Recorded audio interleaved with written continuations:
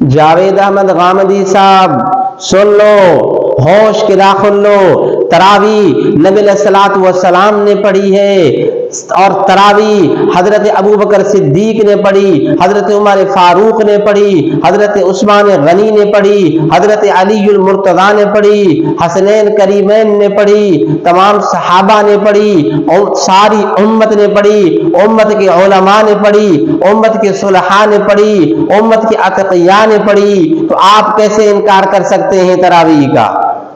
دینی بیانات، شرعی مسائل، اسلامی وظائف اور عقائد کے متعلق معلومات کے لیے مفتی عزیر گل سکھروی کے چینل کو سبسکرائب کریں۔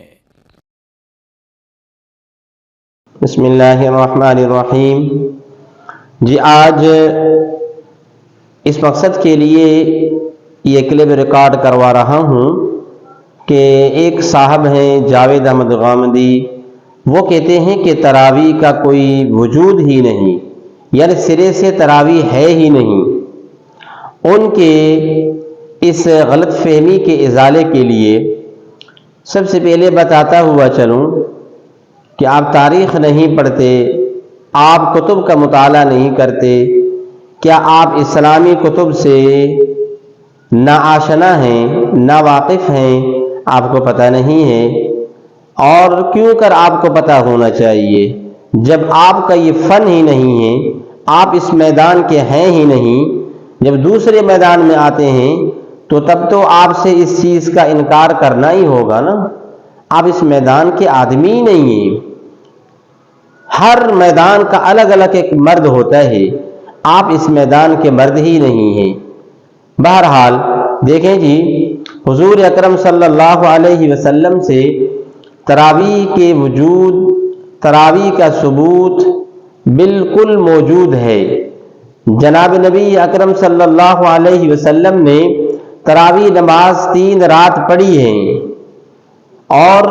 یہ تراویح کا عمل اللہ تبارک و تعالیٰ کو بہت پسند آیا، تو آپ کریم صلی اللہ علیہ وسلم نے فرضیت کے اندیشے سے آپ کریم صلی اللہ علیہ وسلم 4تھی رات کو تشریف فرما نہ ہوئے کہ کہیں میری امت پر یہ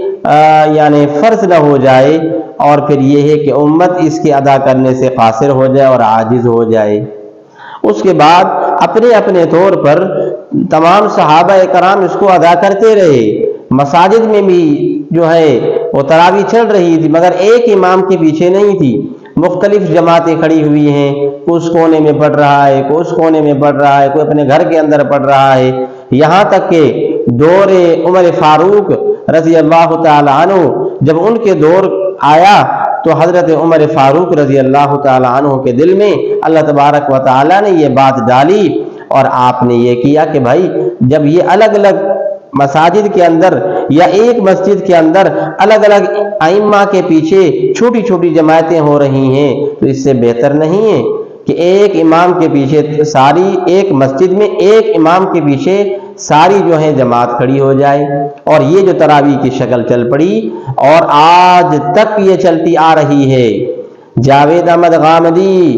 ہوش کے ناخن لو، آپ سن لو کہ تراویح اللہ کے نبی کریم صلی اللہ علیہ وسلم نے پڑھی، ابو بکر نے پڑھی، عمر فاروق نے پڑھی، عثمان غنی نے پڑھی، علی المرتضیٰ نے پڑھی، حسنین کریمین نے پڑھی، اور ساری امت نے پڑھی، امت کے علماء نے پڑھی، اور امت کے صلحاء نے پڑھی، امت کے اتقیاء نے پڑھی، تو آپ اس کا کیسے انکار کر سکتے ہیں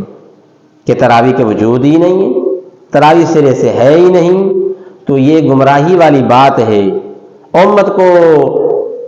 گمراہ کرنے کی طرف اور امت کو بالکل ایک جو غیر اسلامی طریقہ ہے اس کے پیچھے یہ اس کو ڈالنے کی کوشش کی جا رہی ہے۔ اس لیے آپ ایسے لوگوں سے بچیے، اپنی عبادات کو خراب نہ کریں، دین علماء سے لیں۔ جس طرح کہ دوائی ٹریٹمنٹ آپ جو ہے کسی بہترین ڈاکٹر کے پاس جاتے ہیں، تو دین بھی تو آپ کسی صحیح عالم سے لیں بھائی، انجینئر سے یا کسی اسکالر سے یا کسی غامدی کی نام کے آدمی سے آپ دین نہ لیں،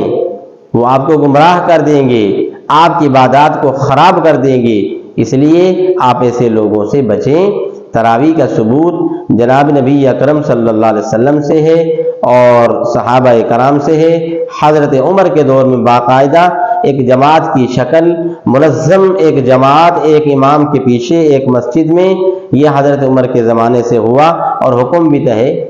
یہ بالکل حکم ہے کہ آپ میری اتباع کرو، علیکم بسنتی وسنت الخلفاء الراشدین المہدیین۔ یہ حدیث کیوں بھول جاتی ہے لوگوں کو کہ بھائی آپ نے فرمایا کہ میری سنت، میرے طریقے پر چلو اور میرے خلفاء راشدین مہدیین کے طریقے پہ چلو، پھر تو بات ختم ہو جاتی ہے۔